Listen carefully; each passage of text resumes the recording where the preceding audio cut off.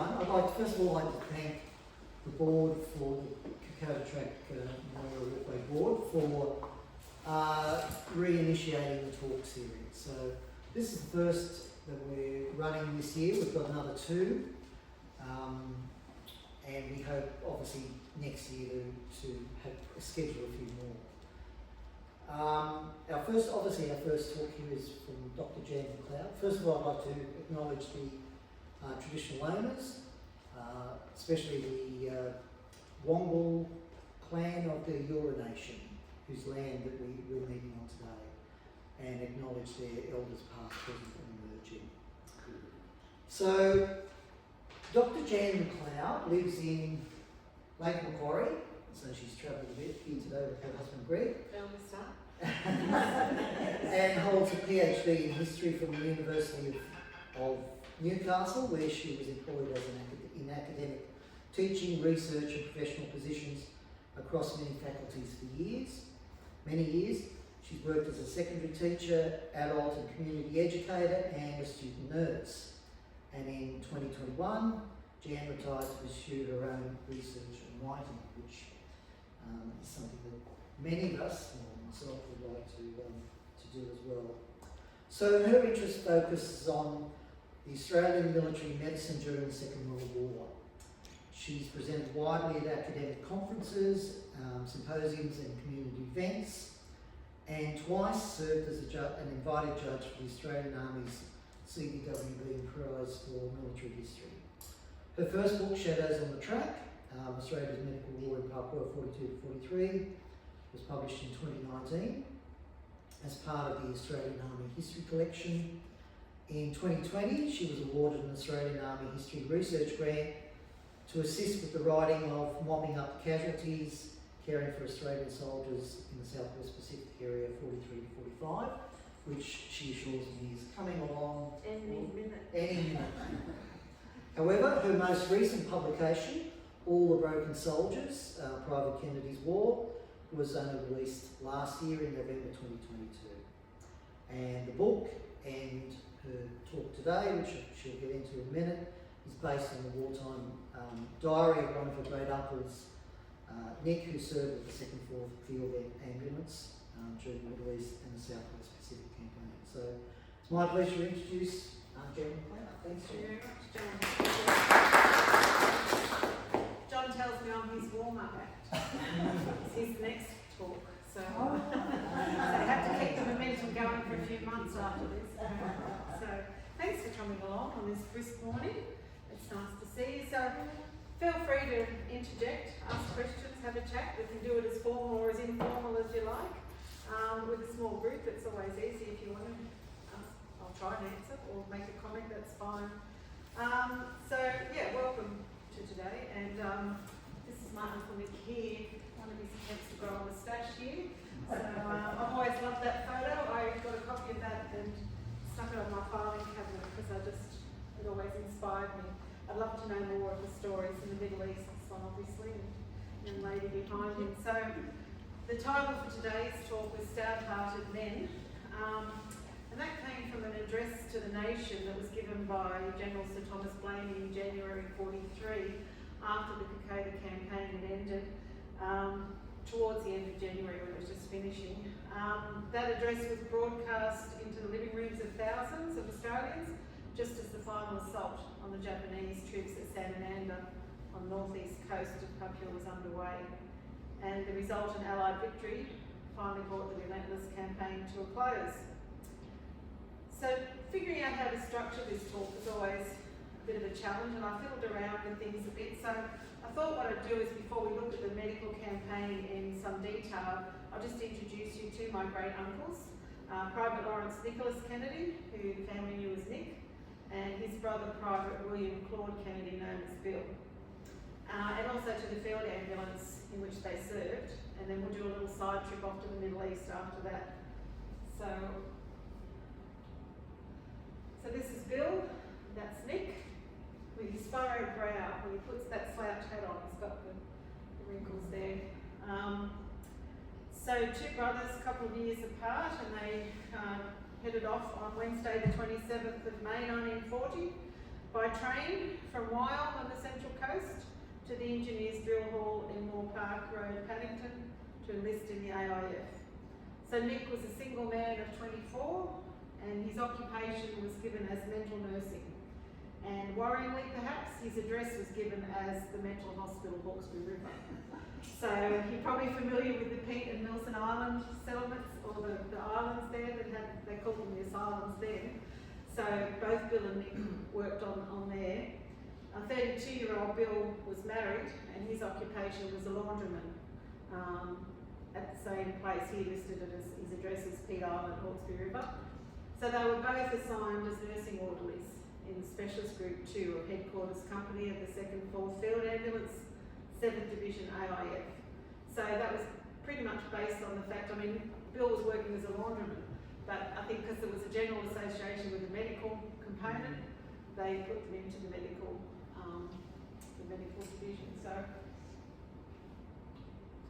So just to give you an idea, I don't know how familiar you are with it, and anyone who knows the Army knows this is a very basic attempt for me to understand the structure of the Army, because I still don't understand it all these years later.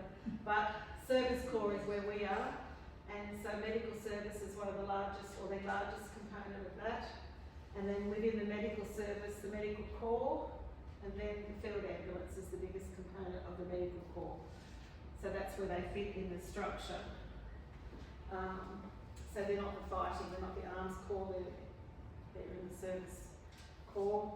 And then within the Field Ambulance itself, just an idea of how that works.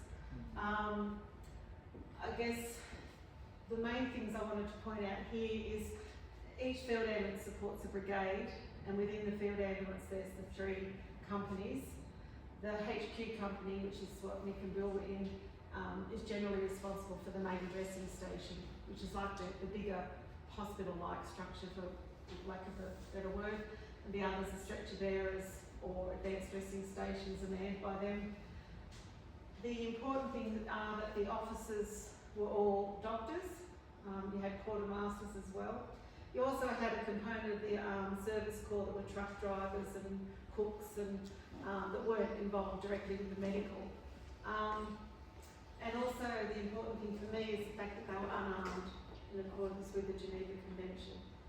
There's a bit of leeway around definitions, which is interesting given the Centaur that was just in the news of late too, the sinking of the Centaur, the hospital ship, and the fact there were actually arms on that ship was a contentious issue. So in theory, according to the Geneva Convention, the Field Ambulance men had to wear their brassard or their armband, had to be clearly identified as with the Red Cross, and had to be unarmed except if they were protecting their patient. So this slide shows Nick's Red Cross armband, his dog tags, and the small diary that, along with his photographs, recorded his experiences as an orderly with the Field Ambulance. So I think for me the important thing is how valuable these personal items are as primary sources, and perhaps if you've had relatives that served, you might have things like diaries, letters, photographs. I can't emphasise enough how important it is to preserve them, to scan them, whatever, and even if you wish to contact the War Memorial about some assistance with that sort of thing, because they're so valuable, and as we go on they're more and more so. So in his diary, Nick writes of the experiences of a young man from the Central Coast of New South Wales, exploring the world as it opens up to him during World War II. So these are the sources that I draw on to talk about his experiences. So the brothers served with their unit in the Middle East, in Papua New Guinea, and Bill also went on to Morotai and Borneo. They were demobbed in 1945, but the diary covers really his time in the Middle East between late 1940 and early 42 and January 43. And then he writes briefly when he comes back home up until about May 43, while he's at Ravenshoe in Queensland. But he writes fairly little amount about his time in Australia, and comparatively he writes less in the Middle East, but more photographs, and then the other way around when he's in Papua New Guinea. I'm I'm amazed he could write or have any photographs of Papua New Guinea myself. I still don't know exactly how he did it. It's all just written in this tiny little handwriting, blobby ink. Had to get the magnifying glass out to read through it. But what comes through is his time in the Middle East. He writes a lot about the geography, about the sights and the sounds.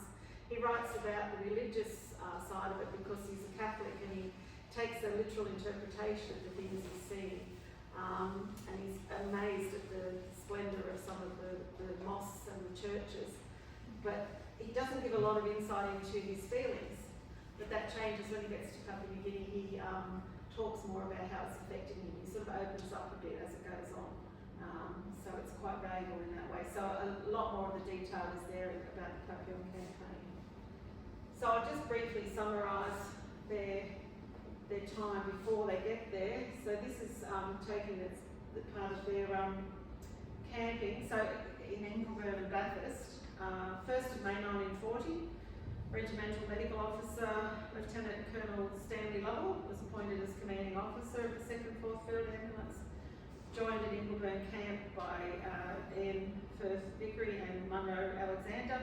By the end of the month, the unit had 12 officers and 242 other ranks who came from a wide range of backgrounds and occupations. So what's interesting about that, they had everything from tram drivers to bullickies to clerks to shopkeepers to people with medical experience. And the comments made later on in the campaign, what a good thing that was that they came from such disparate backgrounds, because they basically turned their hand to anything and they could adapt and evolve as the campaign needed them to.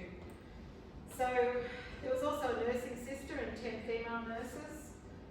They were temporarily attached to the unit to help with the training. The new recruits, including Nick and Bill, marched into camp throughout the month. There was a little bit of resentment there, I gather. Female nurses were quite protective of their patch, their territory. They didn't, and in that time, there wasn't really male nurses unless it was to do with psych nursing. The idea that they needed the strength to do the psych nursing. But yeah, the female nurses, I gather, weren't all that fussed on the male nurses coming into the wards. But nevertheless, they put them through the medical component, which covered theoretical and practical lessons, sponge baths, basic care to anatomy lectures, gas warfare, medications, treatment of wounds. Physical training, they were out there with the infantry soldiers doing the long marches with the packs, carrying their stretchers and other equipment. Providing medical care, and on one particularly gruelling instance, they provided the medical care for the 20th Brigade as they made their way over the Blue Mountains on foot. There were some vehicles, but the majority were marching to Bathurst in August, a distance of about 200 kilometres while they were carrying all their equipment. So it was the 20th Infantry Brigade that they were originally tasked with the medical support of. So they trained alongside their soldiers, went with them to the Middle East via India. The Aquitania sailed south from Woornooloo Wharf in October, docked at Fremantle and then headed off to the Middle East. They went via what was then Ceylon, and this is where there's a lot of photos in Nick's album from this period. So that's them on board. Nick's probably right where that intersection of the screens are there on the far end. During the time here, he actually spent 2 months in hospitals and convalescent depots on and off for the time he was in the Middle East, suffering from dysentery and mumps. And he was actually in the Italiano Hospitale, it was called, in Tripoli in Syria, recovering from appendectomy, when he learned that the Japanese had attacked Pearl Harbor. So in the Middle East, they were responsible for caring for the casualties. Some of the ones from Tobruk had been brought back to them, so they travelled into Egypt and transport the casualties back to the hospitals. But most of their time was in Syria when they were an occupying force after the Syrian campaign had been concluded. So that's where they spent most of their time caring for the occupying forces. So on the 16th of February, after that time in the Middle East, 16th of February 1942, they headed off. Sorry, these are the ones from him in the Middle East. I'm sorry, I should have moved that on. Just some more of his photos showing what life was like in the Middle East. And this was a postcard sent to my dad, actually. Dad was his great nephew. It was to Ducky, Wob and Son, that was their nicknames from Lebanon. So this was from the last Christmas in the Middle East, before they were recalled back to Australia. Yeah. That one on the bottom left, Yep. that's around Christmas 41, because I've got a similar Oh, have you? photograph Yes, it is. from my unit Yeah. and showing the snow around the cookhouse Yeah. and in Syria. Yeah, in Syria and Lebanon, and how deep the snow was. And Nick had photos of the trucks being bogged in the snow. They talk about the extreme cold there. And a lot of these were just around Jerusalem and Bethlehem and all the sites. But this one here, just to me, he looks like a different man, even just from that time, from when he first headed off. But my cousin gave me that photo, and Nick had labelled it just before leaving Syria, last photo from the Middle East. So after that time, a lot of that was spent training too, so that was when they first went into treating battle casualties through that time. So this is when they were heading back home, which we probably all know the story of Operation Stepsister that was bringing them back to Australia after the fall of Singapore to defend our shores. Japanese attack on Pearl Harbor determined their fate. Sailed for the Middle East, bound for who knew where. They didn't know where they were going at that stage. They had a few days leave to explore the hot humid streets of Colombo in Ceylon. Then they were on board the Mount Vernon and sailed out of Ceylon Harbour in February, but it wasn't until they were at sea that they learned that the next port of call would be Fremantle in Western Australia. So that takes us on to the, I don't know how clear that is, that was a postcard in this. So takes us on to our focus medical campaign. There were two of the second force members. Judge the size of the big guy here on the right. They called him, they said he was a 6 foot tall bullocky. And on route marches, they said he used to sling his size 12s over his shoulders. From Bangalore on the north coast it was. So that was taken up on the track. So once they docked in Fremantle, they sailed on to South Australia. They did some more training at Woodside Camp outside Adelaide. Trained and then moved on to Casino, and then by May they were in Brisbane, then Caboolture and Petrie and Woodford between June and July. All this time they weren't sure where they were going next. So their training included just packing and unpacking the equipment really quickly. Establishing medical stations was all about speed and portability and moving everything on. Examining blood films, diagnosing malaria and dysentery. And there was one topic called JAP methods and how to combat them. In early September they had their final period of leave and then sailed north to Kokoda. So I probably don't need to tell you any more about this. I wasn't sure how much everyone knows, but you're probably all quite familiar with the track. So just some basic facts about the track there. Obviously distance was the main issue, and terrain initially. Supply, transportation, evacuation. That was just a bit of a summary.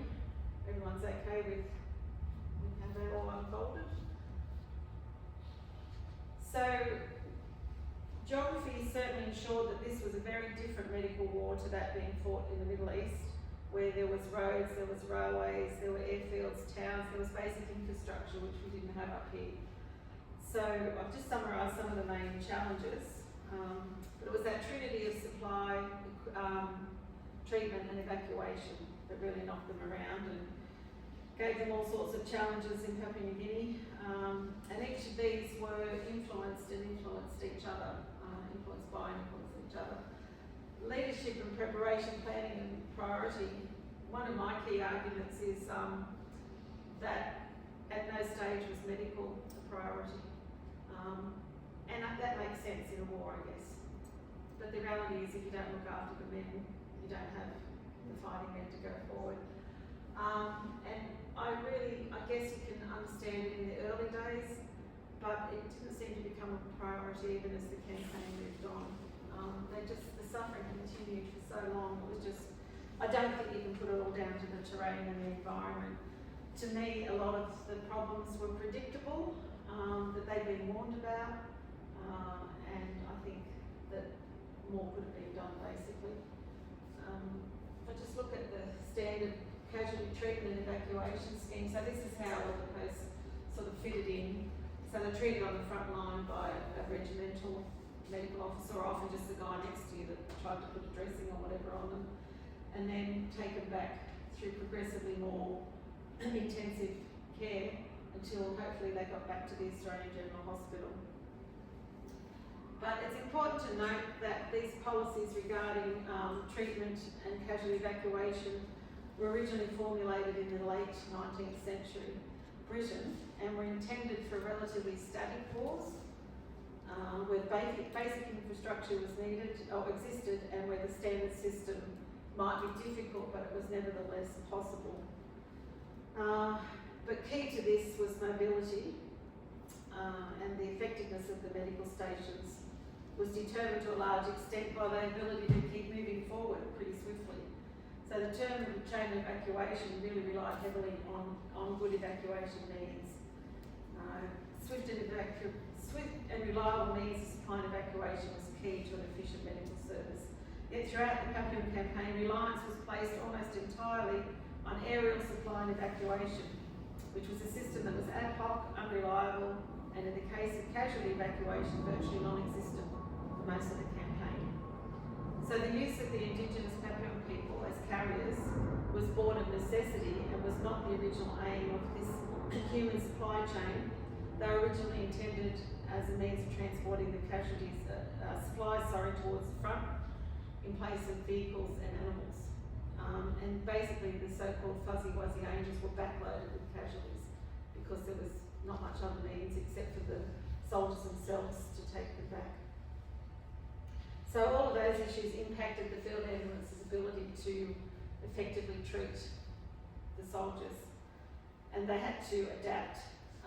So what happened generally was smaller groups were butted off along the track and left behind to care for the sick and the wounded, and then the other guys would leapfrog up the track to move on to care for the next lot. So you can imagine by the time you got towards the end of the track, you try to pick up the guys that have been left behind, but where are you going to put the casualties? You can't even get them back. So sometimes the medical staff stayed with them for weeks, just in a tiny little makeshift post on the track.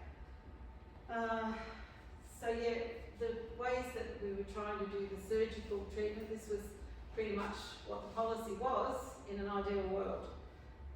But the circumstances meant that seriously wounded casualties were nursed for longer periods in that main dressing station instead of being taken back to the hospital for more care, which meant that bottlenecks occurred, there was overcrowding, you had guys lying on stretchers underneath other stretchers, and there was serious supply issues at all of these posts. The Australian Army had a policy at that time of holding all but the most serious cases in Papua rather than evacuate them back to the mainland. The Americans didn't do that when they came in. They actually took over a lot of the big hospitals and were flying their guys back really quickly. We had a policy of keeping them up there for as long as we possibly could. So you can imagine how it's just, you get this idea of the island just about bursting at the seams until right towards the end they said we'll have to bring them back. Part of that was we didn't have the means to bring them back in any large numbers until later in the campaign, where ships were used generally. But also we didn't have a lot of men either. So the idea was to keep them there, because the main aim of the field ambulance is to keep them well enough to send them back to the front, not to evacuate them. So they just kept them there as long as they possibly could. So during battle activities, you can see how hard it was to adhere to the treatment policies because you didn't have the roads to transport the planes, the stretcher bearers, you had the shortages. But one of the important changes that happened was the medical officers themselves in the field ambulance argued that instead of bringing the soldiers back to care, they should take the care forward to the soldiers. So they put themselves at risk. They had to fight for it. The higher-ups really didn't want them to do it, but they could see there was very little choice. So they would move forward with little groups and have a forward surgical post and do what they could before they sent the guys back. So basically taking the care to them instead of bringing them back. So that of course potentially placed the patient and the unarmed non-combatant medical personnel at greater risk from enemy action. But the medical officers deemed that was preferable than having those long delays between being wounded and getting care. These are all Nick's photos. So as well as surgical cases, we were talking earlier about the malaria especially, but these were sick men. I mean, the men were not just wounded. If you look at the stats out there, most of them were casualties due to sickness rather than surgery or than battle casualties. So with the ultimate aim to get them back to the battlefront, again, you're trying to keep them as close to the front line as you could. But once the circumstances on the Kokoda Track and at the beachheads made it extremely difficult again to adhere to this, they had to adapt. And this was most notable when it came to malaria, especially during the beachhead campaign. The huge increase in case numbers meant holding all of these cases in forward medical posts added to overcrowding. Giving sufficient quinine and treatment was difficult when supplies were so low and non-existent, and walking to rear posts to continue treatment only moved the problem down the chain. So if you look at some of the stats, over 14,000 from tropical diseases in 3 months. That was a quote from Nick's diary. We're all washed out. Most of us are down with malaria to skin and bone, which is just highlighting the fact that the medical carers themselves were in need of care, but couldn't always access it. So this gives some idea of the scale of the problem presented by malaria. The official medical historian recorded that more than 30,000 Australians suffered the effects of this disease, in particular, with over 21,000 attributed to malaria. So, yeah, huge numbers. Almost 100% of the field ambulance, including Nick and Bill, succumbed to malaria or other tropical diseases, and most suffered 2 or more bouts of the disease. So interestingly, the troops themselves were often blamed for contracting malaria, either through neglect or deliberately. So some senior officers were of the view that malaria should be regarded as a self-inflicted wound. They thought it was caused by lack of discipline, failure to take medication, failure to wear appropriate clothing, or failure to take sufficient measures. Or even that some deliberately contracted it in the hope of being sent back to Australia. So, yeah, they overlooked the fact that there weren't enough of any of those. There wasn't enough medication. Supplies were getting through to bases sometimes, but then they didn't make it up the track, or when they were dropped in the wrong place, or the medication didn't stay dry, so it was rendered useless. The guys themselves didn't have nets. They didn't have skin protection, the creams. They, when they were in the tropics, they didn't always have the right uniforms either. So, Jan, was there just one Australian General Hospital? At that time there was. And it was in Port Moresby? Yeah, it was in Port Moresby. So how were they going to get them back? Yes. To the top of the Kokoda Track? This is why I say it was not a priority. You sent these guys in, but you've got no real means of getting them out. Yeah. They were promised planes. There was this idea that the planes would save them, but they rarely eventuated. So often There was an airfield, wasn't there? there was some airfield, yeah, well, again, I think I get to that, I'm not sure, but Myola was one of the areas that was held up as they went along the track, there were all these places held out as like the promised land. That was the term that was used, that while when we get there we'll be right. There's a flat area and we can man the planes and we can drop in supplies and we can take the guys out. But Myola that was sold that way to them was actually all swamp. So they could drop supplies, but they couldn't land to get the casualties out. The other issue, they had a lack of pilots and they had a lack of planes. So any planes they could get in, if they did land, they'd flip more regularly than not. And they could carry 1, maybe 2 patients, sitting generally. So what happened was they got stuck there and they had to, these places often became like mini hospitals because they couldn't clear the casualties. So I might do some, I see how I go for time, but I did have some instances in the book where they're talking, the field ambulance guys are talking about how heartbreaking it is to have to send the casualties off on foot. Anyone who possibly can have to go on foot. Otherwise, they just have to wait there and be cared until they can get them out. So this is one of my areas that gets me quite angry and makes me think, if it was a priority, could we not have thought this through a little better? And it's not like we didn't know malaria existed and these places were full of disease. So, yeah.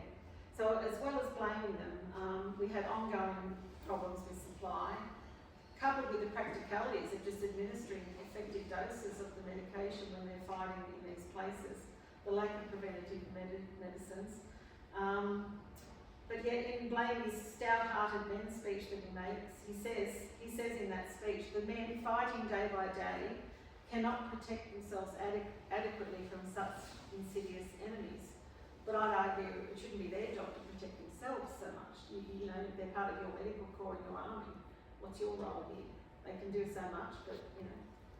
So the reality was, despite decades of research, reports, surveys, knowledge and experiences in fact during World War I, we were there before, and for the decades prior when we were responsible for the territory, as well as scientific advice, medical advice and recommendations concerning the malaria situation even during the 30s right up to the war, the army didn't adequately protect their soldiers, in my humble opinion. Others beg to differ. But in particular, in my eyes, that push for absolute victory in those final months, once they got up to the beachhead, which was basically a malarial morass, saw thousands of weak and exhausted Australians fall victim to this enemy of disease. And that's where you see those stats. I mean, it's up at the beachheads that they get quite decimated, because along the track in certain areas in the high altitudes, it's not a problem. So what happens, they did things like they cut back the quinine, they cut back the Adequan, they cut back the anti-malarial measures, saying we don't need to use it, we'll save it. But then of course, as soon as they went down, they were all in such weakened states that they ended up so sick from it. So this next part is looking at Nick's campaign. So he arrives on the 17th of September with the 2nd 4th Field Ambulance. They're under strength, they're not a full complement, they're ill-equipped. They had to leave a lot of the equipment behind on the docks because they said we haven't got enough room on the boat. They decided that the trucks would be useless. Fair enough, they left them back in Port Moresby, but they left the drivers back there too. So they would have been other bodies that could have perhaps helped, you know. Sometimes some of the battalions actually took some of the band members, yet they left the truck drivers behind. So, but unfortunately, by this stage, the 2nd 4th was looking after the 25th Brigade. That was who they were responsible by the medical care. But unfortunately, that brigade had already commenced their advance along the Kokoda Track, and they'd already gone into battle with the enemy without an assigned medical unit. And that situation wasn't remedied for 10 days. So they went in fighting. And so in the Japanese advance, when it was a lot of the militia involved, they went in with no medical support. It was only that there was a guy called Doc Vernon who lived up there. He was an Australian veteran, amazing man, and he did what he could. He was responsible looking after the medical care for the Papillon carriers later on, but he did what he could. But they basically went in to fight, and then there was a ragtag bunch, a handful of 14th Field Ambulance personnel sent to try and help. But by the time we're doing this advance, you think we'd have our act together. The 2nd 6th had gone forward with the 21st Brigade, I think. And then we were going in the 2nd 4th for the 25th. Frank Kingsley Norris was the Assistant Director of Medical Service, and he was far from impressed at the fact that they had no medical support. He says that after 3 years of war, it would seem reasonable to expect a higher standard. So the entries that Nick makes during this time adds to our understanding of how theory didn't always match reality when it came to battlefield medicine. So this is when he starts talking about heading up the track. So disembarked, taken ashore, they sleep under the stars that night, and they've got no idea what really they're in for here. And he talks about coming through the scrub and finding good water. So these are some of his diary writings. In these early days, they're mostly concerned with the geography, his writings, and the means of transportation or lack thereof. He notes the reliance on horses and mules and the backs of men. and beyond Port Moresby it was another world. And in the first 4 months of this campaign, horses and mules carried 600 tonnes of supplies as far as Image Ridge, with each animal carrying up to 90 kilometres at a time. So we're just getting ready to head up there, and he talks about how they were transported by truck. Then they started unloading, and then their trek over the Island Stanleys begins.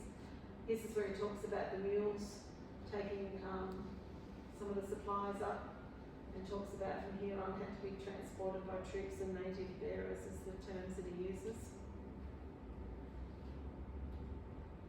So I just like this photo, if you can make it out there. It's just a couple of guys having a bit of a relax in the stream, having a bit of a swim. So he talks about the first night we camped at that supply dump 44. 6 o'clock we settled down for the night, decided clear running stream, and while the billy boiled we hopped in and had a dip, which is more than welcome after our day's march. So they were initially tasked with relieving the 2nd 6th Field Ambulance at Ilola before pushing on past the Orovilla to the headquarters and establishing a main dressing station further up the track. So as night closes in after this, they curl up on the wet earth using their ground shirts as blankets. They were given half a blanket each. Yeah, and I spoke to a guy who said anyone who ever thought half a blanket was good for anything should get up on the track and have a go. It was good for nothing, so they used their ground sheets as blankets and slept in the rain. Next morning they would make their way through the gorges up the sides of the mountains and push on towards the Orovilla Ridge. And he talks about this, what greets them here: abandoned Japanese equipment, blood-stained clothing, hand grenades, ammunition, tin hats, rifles. Side of the track with graves, and the graves of our AIF that fell during the attack on the ridge. So I think that sort of brings home to you that it's not just these guys are following the fighting, and yes, they're not at the front line, they're not seeing the deaths occur perhaps in battle, but they're following through and they're seeing what remains behind, and you can imagine the effect it must have on them. So he's with a group of 70 or so who struggle to the top of Image Ridge via the almost vertical sets of steps hewn into the side. They're known as the Golden Stairs. And his mate David Pride posed just long enough to be forever captured here in sepia, with his pack and his feet astride, looking very Australian. And soon they're stumbling and slipping down the other side of Image Ridge, marching on for a further 6 hours before they arrive at the battle site, the Kokoda. And with jungles, slopes and ridges, and beyond that still more, the Island Stanley range. So the next few slides just contain his photographs and words describing his experience as they make their way on the track, just to give you an idea of what they were going through. Some of the place names I'm sure you're familiar with. So FoK apparently used to be quite a nice little village, but there's very little left, and the village has been burnt down and destroyed. Talks about this being like the hardest day ever put in, the track becoming worse. And then that final paragraph again just brings home the offensive smell from Japanese dead. It's by no means pleasant. Many are still lying around the sides of the river, and what we buried were just under the surface of the ground. So all these things are confronting them as they work their way up the track.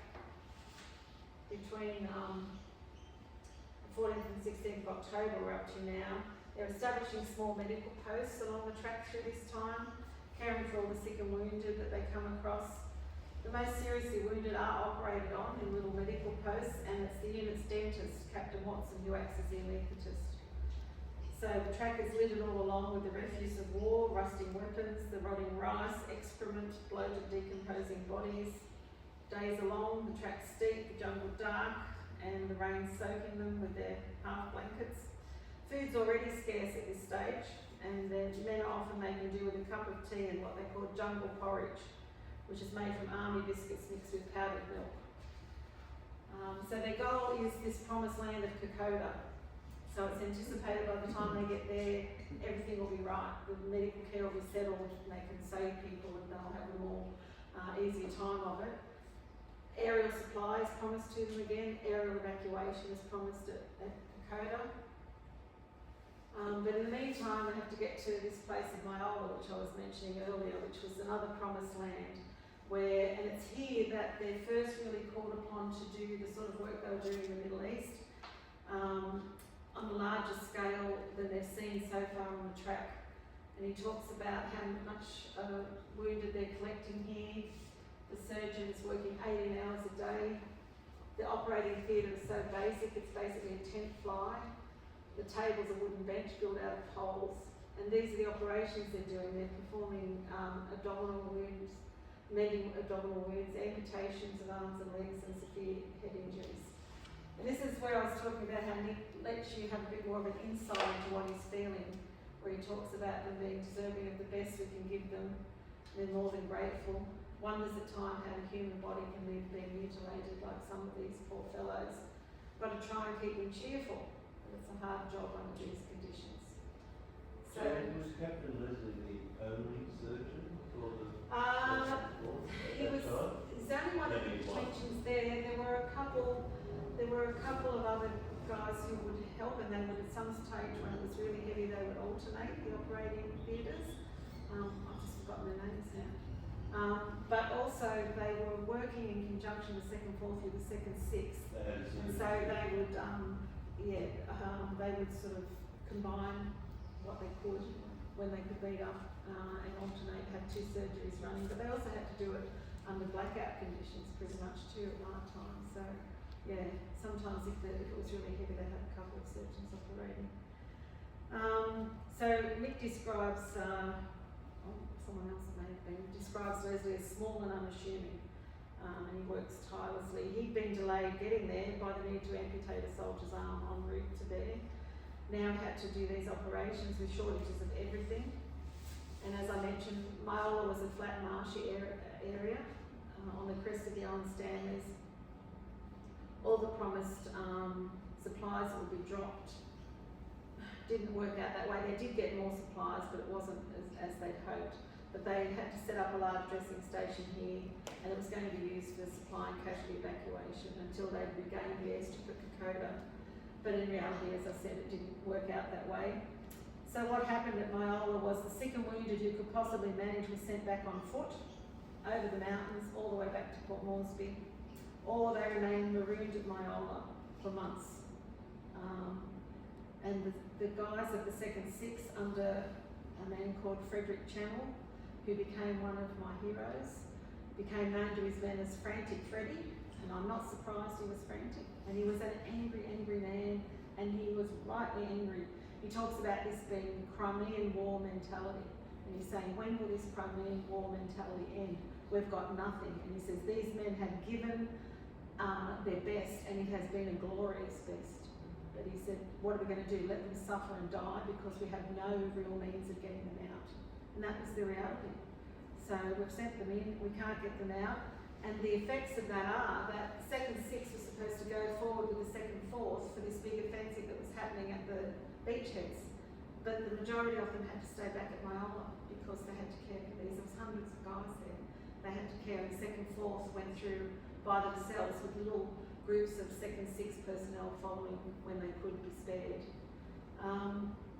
So unbelievably, so this is October we're talking, and the last of the casualties from Myola was cleared in December. They were there for months. They cared for 250 battle casualties and 300 Sikh Australians who passed through here during the advance towards the beachheads. So yeah, Myola certainly left its mark. So this is Nick talking about the Papuan carriers and saying how we can't repay them for the work they've done, how they wouldn't be able to do half of the work they manage. So they were recruited by the Australian Guinea Administration Unit, subject to exhausting work under arduous conditions, and they're since taken on iconic status in the story of Kokoda. They've come to represent the medical aspects of the campaign in Australian popular memory, and these comments indicate the respect that the Australian medical men had for them as well. The second part of that also talks about the importance of religion to a lot of the men, because people are passing away here, and so they have to call the priest in to do the last rites. And it causes Nick to get a bit contemplative, I guess, about the point of it all. One wonders why all this strife should be. These men in the prime of their life cut down like flowers. He talks about a few mounds here with little wooden crosses, which is what happened when they died and were buried in the field. But their troubles are over and a nice and better world awaits them. So again, that's that Christian Catholic belief in a heaven and hopefully a better life for those who haven't made it through. So you can see it's taking its toll on them. You know, it's just the situation's getting worse rather than better as they go on. And again, because we had no effective means of evacuating them. So the hospital back at Port Moresby was basically, from the start, was under-resourced and understaffed as well. It didn't get up and running until October. So they built basically the structure, but they had bugger all to run it with. And we had no female nurses because we'd evacuated all the female nurses. So field ambulance men who should have gone forward had to stay back and man the hospital as well. So it wasn't until later that female nurses came up and started to man the hospital, work in the hospitals. So this is as we're approaching Kokoda. So you can see the hope he has. What a difference this will be. The sun's shining bright on the wet foliage, the leaves are dazzling like diamonds. They say there's filled. I apologise for the language, by the way, but this is how he wrote it, how he used to refer to them as Japs, filtering through the jungle that were out from main force. I like this. We've got an infantry chap with us, one. He has plenty of ammunition, so we reckon all is well. Off we go, one guy with one gun, and we'll be right against the Japanese. This is a time when they're talking about the mountain gun that was still firing out at people, and obviously he made it through. The next morning they think they're going to make it to Kokoda, and things are looking good. The track's getting easier. They reach Guinea and have a spell and boil the billy. Talks about a cup of tea all the time. He seems to walk with the lightness of being here as he approaches his promised land, looks forward to this improved situation. The airfield means that the planes are going to get the wounded out. And unfortunately though for Nick, and the situation did improve. They did get a lot more of the casualties out. They expanded the medical station at Kokoda really rapidly. They did do an amazing job and they did save lives undoubtedly, but it wasn't the utopia that they hoped it would be.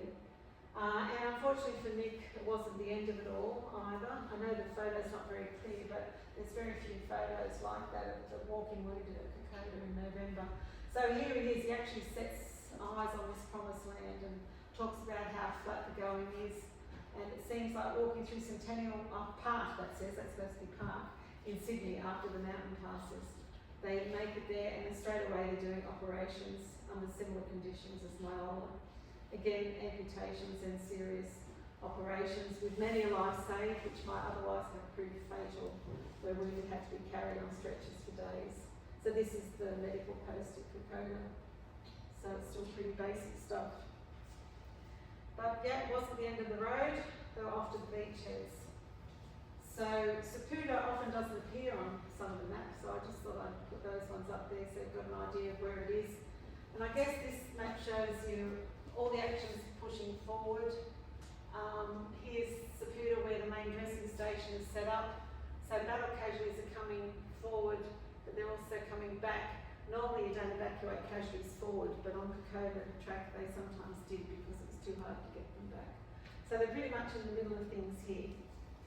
So the remaining Japanese forces are dug in along the coastal areas around Guinea and San Fernando, but MacArthur and Blamey are determined to push forward, engage the enemy and attain an unambiguous victory, quote MacArthur, regardless of losses.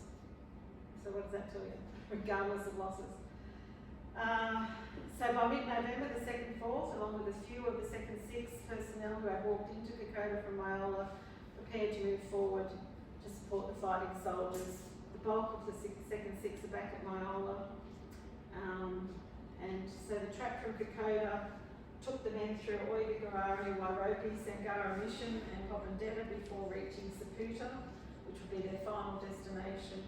And by the time the beachhead battles were fought and won by the Allies through November and December and into January, the frontline surgical situation had improved and by the final months of 42, the overall medical situation had improved in line with the improving medical condition because we were getting control of the skies. The situation was easy. We were getting able to get some ships in with supplies and to do some evacuations. So in some ways, these months represented the high point of Australian medical military care in Papua, with everything becoming a little bit more reliable, with the policy changing that we could evacuate them back to Australian mainland, and we made way for regular and large-scale sea and air evacuations back to the convalescent facilities. The Americans were there by this stage. The Americans helped us so much at Saputo, even though they only sort of came in for this part of the campaign, they actually were better equipped, surprisingly. The Americans had lots. They didn't have the experience that the Australians had, but they had a lot of equipment, and they were very generous with their surgeons and also with their equipment. They helped the Australians greatly there. I think the first soldiers that were operated on in Saputo by the Australians were actually Americans. We sort of looked after theirs until they set up, and then they repaid the favour by helping out. So unfortunately at Saputo, life doesn't get any easier. For the exhausted medical personnel, the final months symbolised all that was wrong with the medical campaign. Among the carnage of the beachheads, the need to administer prompt surgical and medical care had pushed them even closer to the fighting and placed them and their patients at increased risk. And for the ill and exhausted members of the 2nd Floor Field Ambulance, this culminated in a Japanese aerial attack on the main dressing station at Saputo at 4 o'clock on the 27th of November, an event that must have seemed to men like Nick and Bill Kennedy to represent quite literally the final nail in the coffin. So this is the basic setup at Saputo. They've already got lots of casualties.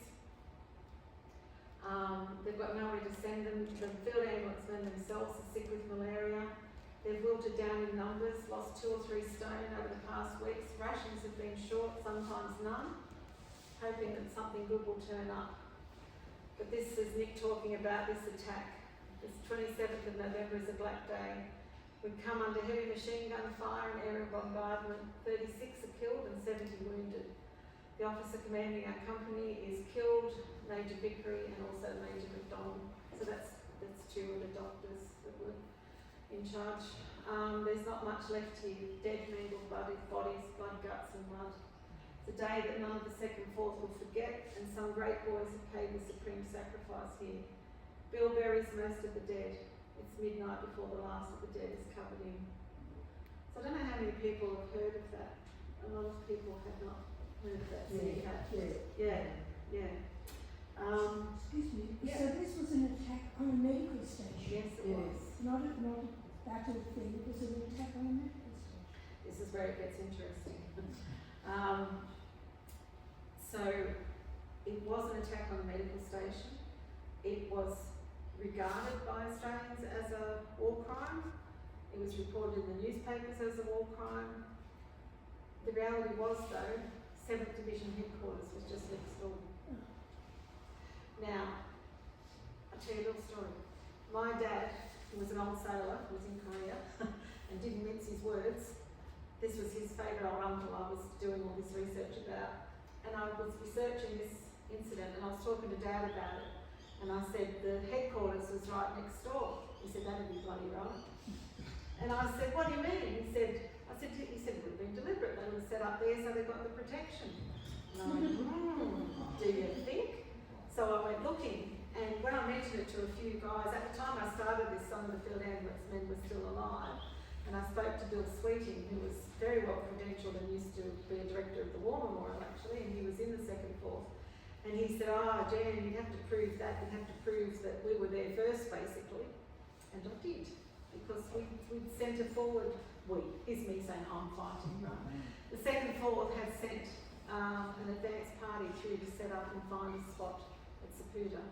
And basically you were supposed to get it cleared by the directors, the higher-ups but really you picked it and they'd say yes, pretty much. So they picked, and it was always in the clear in the water because they needed to be able to get the casualties there. So there was a handful of guys there who had set up the 2nd Force dressing station, and then a matter of hours later, the the 7th Division headquarters set up. So in my mind, anyway, so what happened with it was that there was an inquiry as part of the War Crimes Tribunal in Australia to see which cases would be sent forward to the International War Crimes Tribunal. This was where the Centaur was investigated, torturing of prisoners of war and that sort of thing. And this was one of the incidents, and it was not put forward.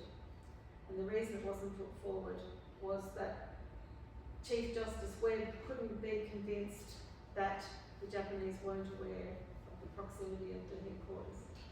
So he thinks this was basically collateral damage from trying to attack the headquarters. Did the headquarters get yes. as well? Yes. Did they lose anyone? Yes, they did. They did. And so did the Americans. The Americans were putting up a medical post nearby, and there was a discrepancy about the proper markings. They actually had a black cross on white, and which was seen as a dropping zone symbol. Oh. There was also an incident of weapons being brought onto the site. There's testimony, you can read all the transcripts of the witnesses, and they say that there was a 25-pounder gun towed onto the site, and the guy did it deliberately because he'd seen the Japanese flying low, and he basically thought he was doing something to help save them, saying, I'll give you this gun sort of thing. But by doing that, the question is raised was that they're a legitimate target. So, to me, this is a book I'd love to write about this one incident, but there's so much that comes from it, you know. So, on the surface, yes, it breached the Geneva Convention, but did it? Or were they the main target is probably the question. So, Nick and Bill were both there. They were caring for the casualties. The nearby 7th Division headquarters and the US installations came under attack. It killed and wounded hundreds of men, including Papuan carriers, Australian and American medical personnel, and sadly many of the sick and wounded who were patients in the main dressing station. So some of these guys had survived their battle injuries or were there for malaria, and they were killed. It was over in a matter of minutes. As I say, the repercussions for those left behind went on, and there were in memoriam notices placed by relatives that were so sad every year, the anniversary of this, by the mates and by the relatives, and it extended to the War Crimes Tribunal as well. And to me, and it seemed to last a lifetime for Nick, because what happened was, in amongst his stuff that I found, the reason I got into this was my dad had an ice cream container. When I said I was going to uni to study history many years ago, he's saying, can we do his wardrobe? I said, well, you may as well have this. And that was what had Nick's diary and his armband and his dog tags, and also this sketch. Oh, sorry, that's some of the men that were killed. That's some of the men from the 2nd Force that were killed. The guy on the far end there, he made it back to Australia. He was hit in the head, but he died when he got back here. This guy, I've read an article about this, Ian Vickery's son, who just was a baby when this happened, and he just missed him so much, and you just always speculate on what might have been, because he was a highly respected surgeon. Some of these other fellows, I talk in the book about these, I do a little piece on each of the ones that were killed from the 2nd Force, a little bit about their life. So yeah, this was the medical men themselves that were killed. But this sketch was in amongst all the stuff that Dad handed over. It seems, I think, to have been drawn in the 1960s, and that's me just trying to interpret this down here.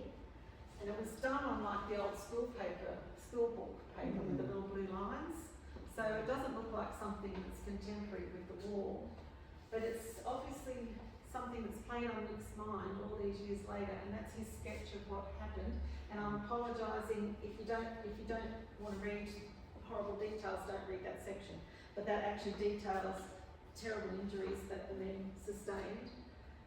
And he's got where people were killed, where they were when the attack happened, how it was all set up. To me, it's such a valuable document.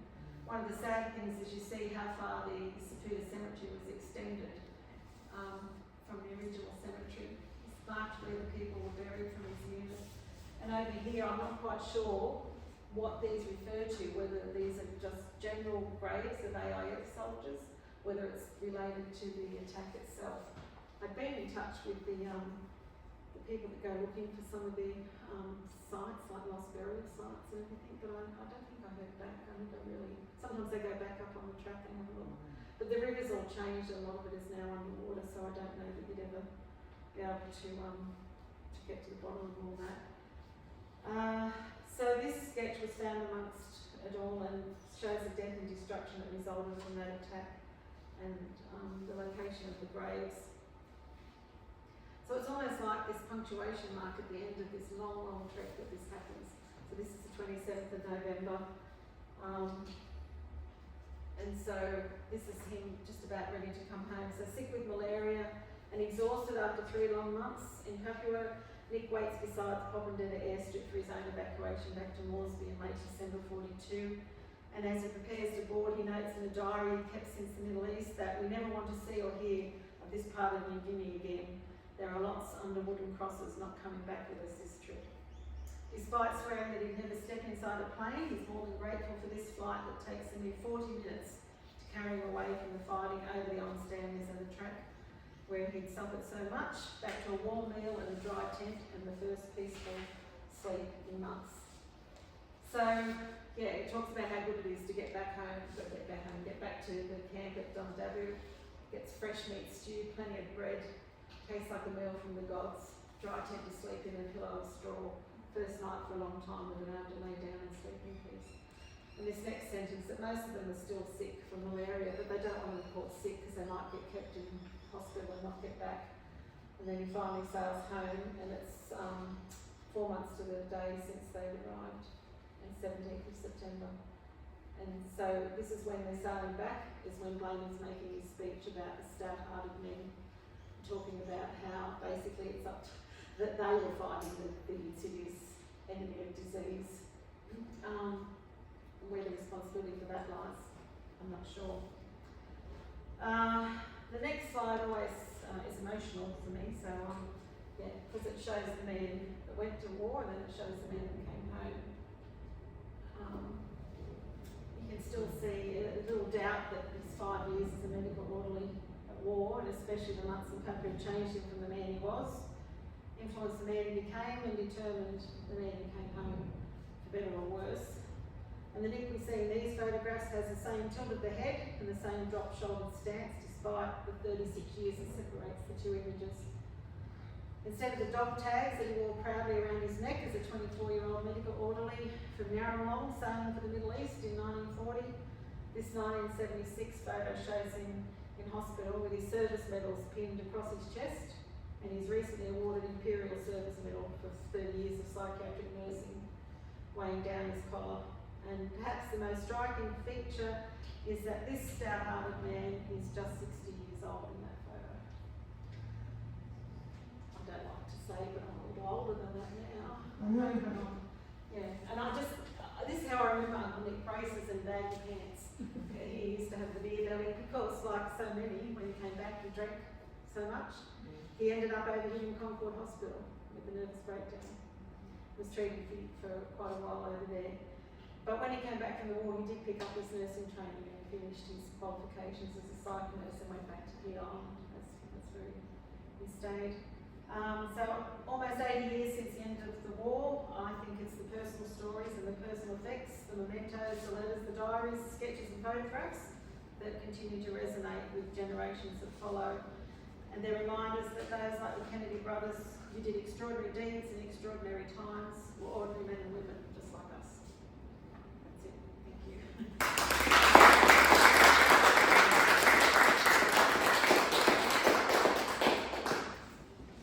We do have time for if people have some questions of Jan or some observations. One observation I'd like to make, Jan, is you know, you talk about the attack on the dressing station, and it flouted the Geneva Convention, but Japan weren't signatories. No, they weren't. That's right. But that didn't seem to bother them when they were investigating all the other Japanese war crimes. They still investigate them as war criminals for the treatment of prisoners and for the Centaur bombing. So I think the story was never ratified, yeah. So we still went ahead and had the big inquiries all around Australia as to which particular war crimes would be referred on to the International Commission. And that's where, so for example, the Centaur was and the treatment of POWs was, but the Zapruder line wasn't, because they didn't think it was clear enough that that was the target of the attack. I think you've made yourself a great topic for a single book. I did put that proposal forward to the publisher recently. I've got so much on this and it's just been in my head for so long. I would like to just get a teaser. Well, it's an unknown, until I read your book, it was an unknown.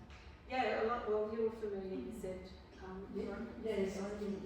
Yeah. They have mentioned that. Yeah, there you go. Yeah. So I think for the They veterans, didn't mention many things, but they did mention that. there you go. Yeah.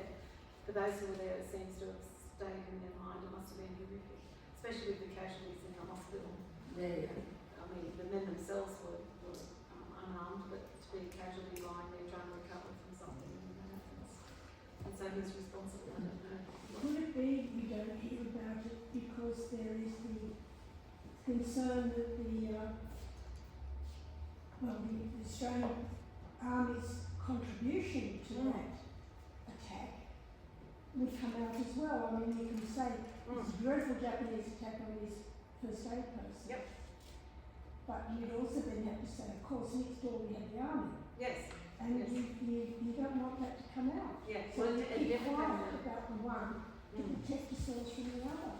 Yeah, and it didn't come out in most of the newspaper reports. Didn't mention it at the time. It's mentioned, I think, in the official medical history in terms of the headquarters being nearby. But the other reason it was given for the attack was it could have been a revenge attack because we had apparently attacked their medical stations. When I say we often distinguish and say the Americans did it, but I don't know exactly the circumstances. But there's a few incidences where similar things happened. Same as they say that as a reason with the Centaur that we had attacked some of their hospital ships. So yeah, that's exactly right. If you followed it to the conclusions from that inquiry, you would have to mention that that was one of the. And there's variations in the reporting as to how far away the headquarters were. Ranges from quite a distance to just about virtually next door. So yeah, but the Americans have it in their files too. A friend went to America and was going through the files and sent me what they had on it, and devastated them as well. They had quite a few killed. Yeah. Thank you very much for this impressive history. I've got a bit of a medical question, and that is, they all had malaria, and they went on the boat back to Australia. Do you have any data how frequently that malaria recurred among those soldiers who returned? Well, we were just talking about that. An eyewitness right here, his father. So Veronica, is that right? I'm sorry to keep pointing you out. We're talking. And I know that most of them had recurrent bouts of it. My auntie used to talk about my Uncle Nick waking up in the middle of the night, sweating and having the tremors. And my understanding is it recurred many, many times. And even then, my uncle's medical record, casualty records from when he went back to, because after this he went back to New Guinea, the New Guinea campaign, and he was still having attacks through there. So it seemed to keep going for decades. Yeah. It seemed to.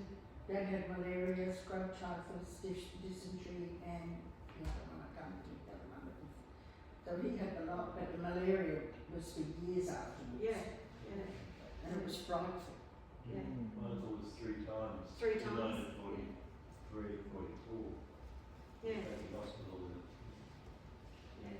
And one of the reasons that, Nick mentions it, and it's also mentioned quite a bit, that when they did come back from the track, they were sent to the back blocks of Queensland. Now, in theory, it was to keep them close if we had to send them back up again.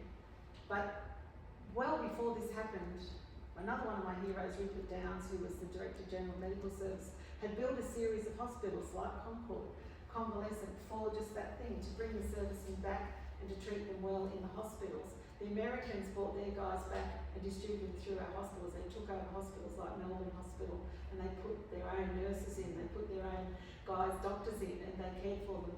And our guys are saying, well, if they can come back, why are we up here? But when we brought them back, we left them up in Ravenshoe, and they were still really, really sick. And some of the idea behind that has been put forward that the Australian government, the Australian Army, didn't want the public to see how very sick the men were. Because they ruled it away, as Nick said, they'd lost so much weight, they were so ill. So again, whether it was more of a propaganda sort of exercise, as I say, their justification from a military point of view was to have them close by. They had to go back up north again to Guinea. Was that near Cairns? Yes, and the other thing is, Cairns was quite malarial itself. I think a week before you, this gentleman here, January 43 to Cairns.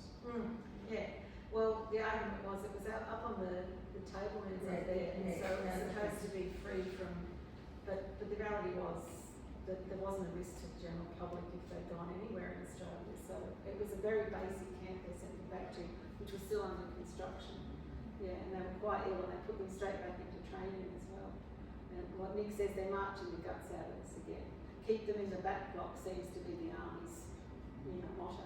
So he was a bit bitter by that stage of it. Still he went on. Yeah. So, I hope that's been informative, and I'm sorry that it's not an uplifting story. I'd love to say there's a happy ending, but unfortunately when he came back he had the problems that soldiers today still have.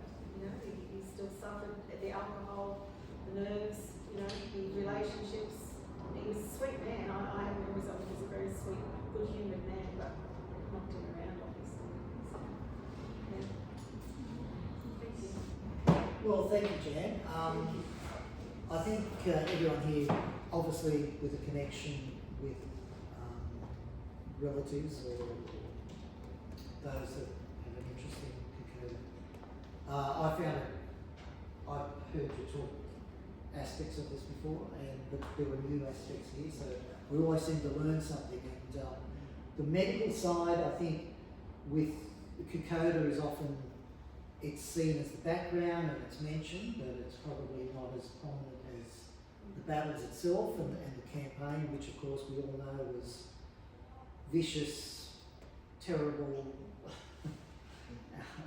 everything that you could imagine. But your talk here today highlighted the lesser known aspect of it, and the men who were not armed and who gave it, who, like the soldiers themselves, experienced everything that they did, and often it kind of goes in the background. But, I appreciate you saying that, John, because some of the motivation to me, and it's not an either or, and it's not a resentment, but so much of the medical is presented through the eyes of the fuzzy wuzzy angels, which is patronising in itself, but also that they were, no doubt, a vital part of it, but they weren't the people giving the medical care. And so most people don't know what a field ambulance is, and certainly don't know that they were up there, or they think of the female nurses giving the care. So I guess I'm just trying to give these guys a voice. So. And it's been an effective voice, and again I'd like to thank you for coming today. Thank you very much.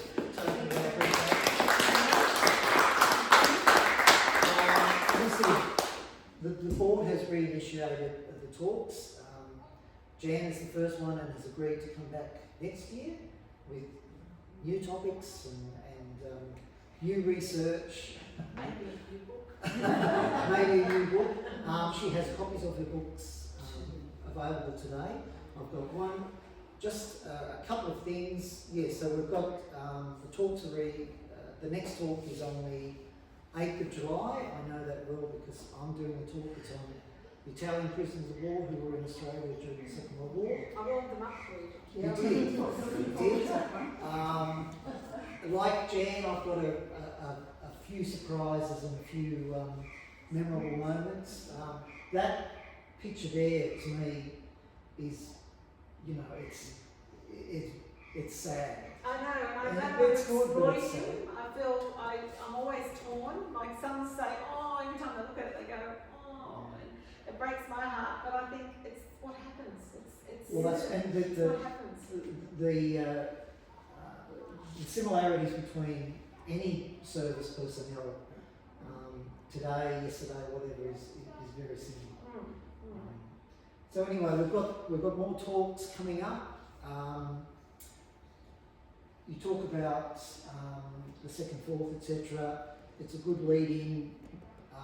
Many of you will probably know we've got our memorial rose garden up there with over 500 plaques. There happened to be a plaque there for the second, fourth, and also the second, fourth at the Kokoda episode. So we're doing a lot of things to raise the profile of the walkway. Alice and her crew are doing many marvellous things. We're getting more students in, which, as I said, we're trying to raise the profile, and the talks are just one aspect of that.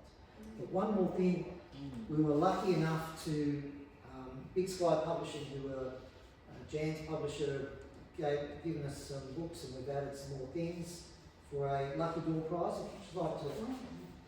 Can I just say too, if anyone is interested in the books, I'm not doing it as a sales pitch, but just the latest book, All the Broken Soldiers, is based more on Nick's diary. Every chapter pretty much has his diary writings, and then the chapters expand on those. So it's his story from cradle to grave, literally. The other book, Shadows on the Track, which is a hardcover book, is a more formal book, which talks more about the broader campaign, and a lot of the aspects that I've alluded to looks at more of an analytical. It's part of my PhD thesis, so that's what it was based on. So just to give you the difference, if you are interested. And I haven't read the first book, but your second book I have, and I could thoroughly recommend it. It's very, very personal, and a lot of the feelings and emotions that Jan brought out today are certainly in the book. So